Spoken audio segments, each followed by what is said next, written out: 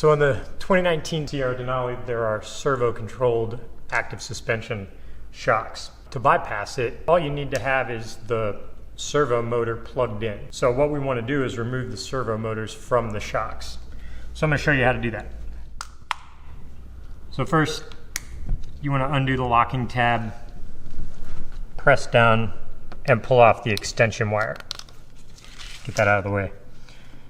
Next, there's a locking clip on the end. This adheres to the end of the servo shaft, so we need to get that out of there. Easiest way to do that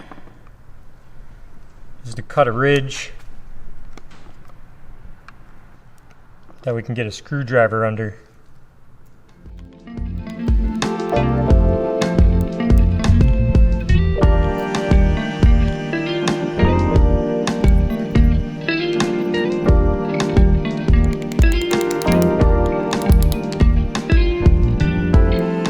So once you get the cap off the top of the solenoid cover, you want to make sure you pull the plastic cover straight up and off of the solenoid coil. You need to loosen the coil from the shaft with any set of pliers or vice grips.